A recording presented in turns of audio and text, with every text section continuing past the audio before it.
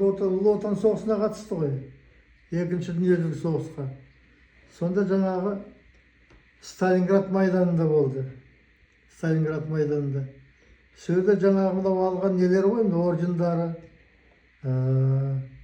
Көп жыл еңбек етті. Өзі мұғалім, педагог, жаңағы Қазақстан білім жөнінде жаңағы озат атағын алған, СССР озат атағын алған, отличник народного просвещения СССР, отличник просвещения Казахской ССР дейді. Мыналар ғой неке мыналар. Сондықтан көп жыл еңбек етті. Балалар тәрбиеледі. 10 мыңнан астам жаңағы оқушыны тәрбиелеп, мектепте жаңағы не жасады. 10 мыңнан астам. Кеген ауданы Жалаңашта туып өскен өзі. Ал енді Тоғызбақта Жалаңаштың жанында. Тоғызбақ поселкесінде мектеп салдырды. Үлкен 3 этажды мектеп салдырды. Қазір ол мектеп жұмыс істеп тұр. Мынау Жалаңаш пен Тоғызбақтың арасында 10 шақырым жолға ат салысып айтыр. Сол жаңа асфальт жасатты кезінде.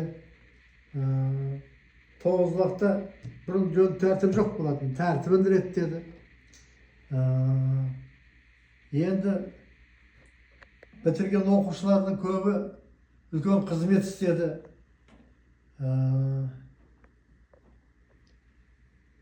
Енді еңбегін Совет үкіметі бағалап, мынандай жаңағы Қызыл ту орденін берді кезінде. Содан кейін жаңағы енді мынау нелер алды мынандай. Орден Отечественной войны деген ордендер алды. Мынау жаңағы соғыс кезіндегі берілген нелер ғой. Медальдар мен ордендар. Ең көп жыл еңбек етті. Еңбеген зор аталарының. Мынандай енді еңбек істеу енді оңай емес. Айтып отырмын ғой, 10 мыңнан астам оқушы тәрбиелеп шығарды. 10 мыңнан астам. Ол енді ол да аз емес. Кезінде, қиыншылық кезде, жаңағы 40-шы жылдың аяғында мынау неде пансионат ашты. Ұзынбұлақ поселкесінде. Одан кейін жаңағы неде жұмыс істеді. Қазақ мектебінде мұғалім болды, завуч болды. Сонан кейін жаңағы Қазақ мектебінің жанында интернат бар болатын. Интернатта жаңағы 100-ге жуық жаңағы семья жағдайы қиындау. Сонан кейін шопан, қойшылардың жаңағы балалары жатып сөйді, оқыды. Бірінші біздің Кеген ауданы бойынша жаңағы сол интернатта жатқан жағдайы қиындау оқушыларға жаңағы киім-кешек үкіметтен бөлдіріп әкеп беріп жүрді. Енді не айтуға болады? Еңбек соғыста енді Сталинградтың түбінде болды ғой, Сталинградтың түбінде болды.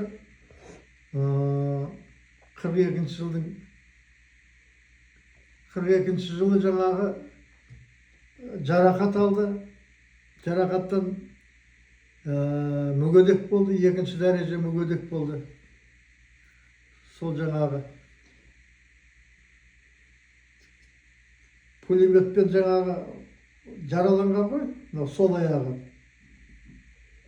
Соның кесірінен сол таяқпен жүретін болды. Таяқпен жүреді. Енді бізді тәрбиеледі қарындасым Рытаева Сламжанқызы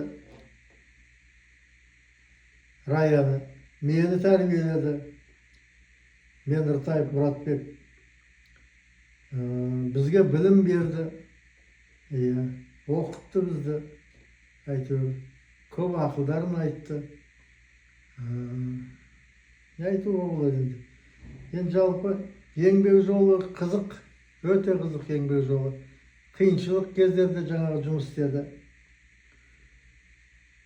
Енді едеуге болады. Бұнда енді еңбек істеп, жаңағы оңай емес енді. Өзі отан соғысының мүгедегі болса, аландай жаңағы мұғалім болды, мектеп директоры болды, завуч болды. Мектептің жанындағы интернаттың заведующий болды. Енді айтып отырмын ғой, 10 мыңнан астам жаңағы шәкірті болды, тәрбиелеп шығарған. Көп үлкен қызметтер істеді.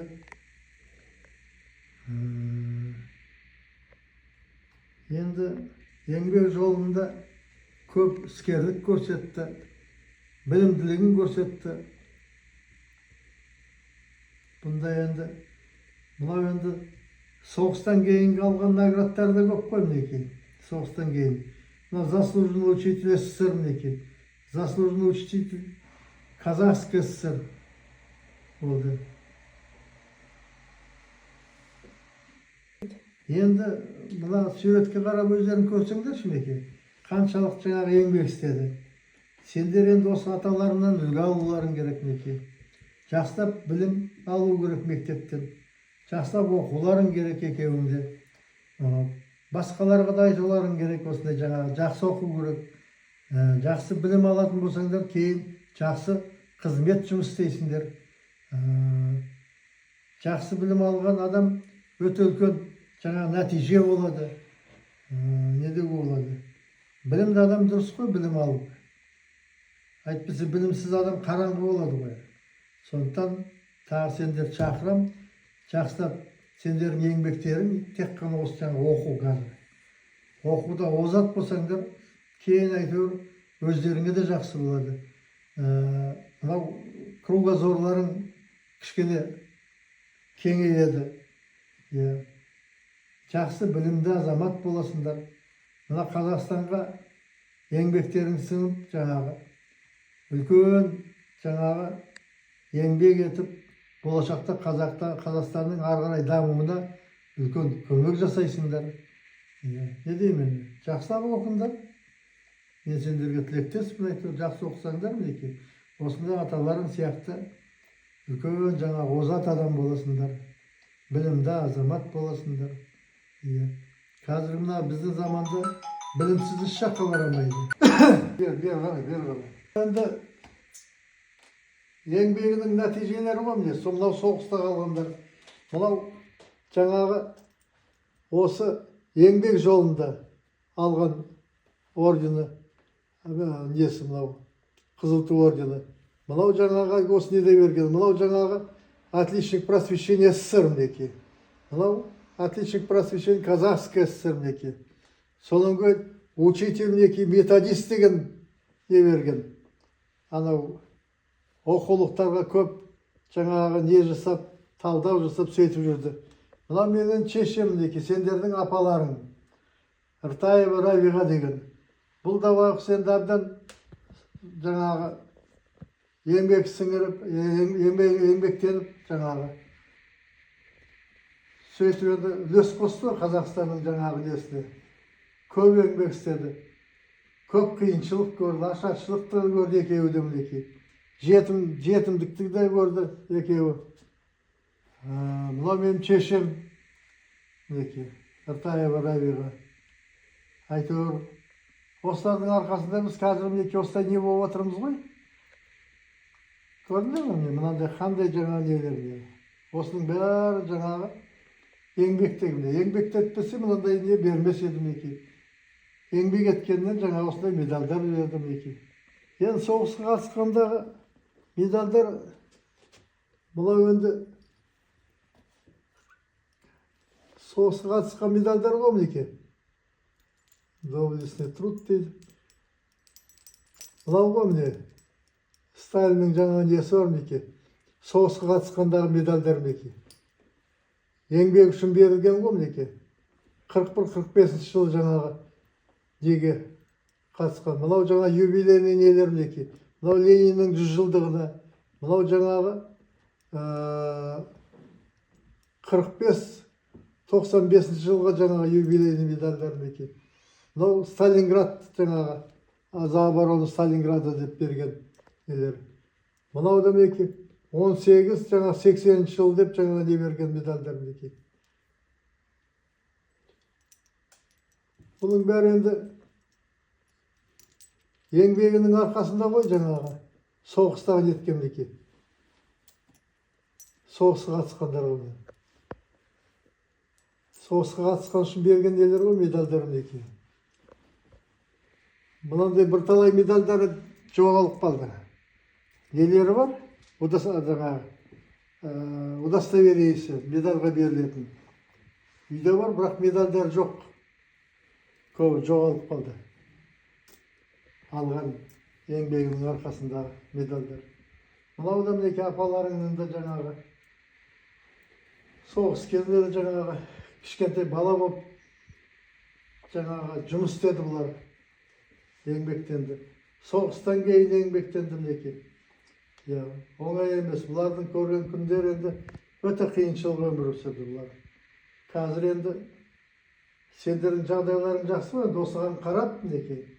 Осындай жаңағы жақсылап еңбек етсеңдер, кейін сендер де осындай жаңағы марапаттайды үкімет деген сендердің еңбектеріңді. Не де болады? Самый главный әйтеуір жақсылап оқу керек. Жақсы оқып жаңағы бәрі оймен, ақылмен істеп, дұрыс жүрсеңдер әйтеуір өмірде бәрі жақсы болады. Так что мінекей сендер осы аталарынан, апаларынан үлгі алыңдар.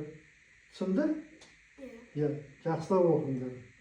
Жақсылап оқысаңдар, кейін әйтеуір соның нәтижесін көресіңдер, соның жақсылығын көресіңдер. Сол мен онда айтарым.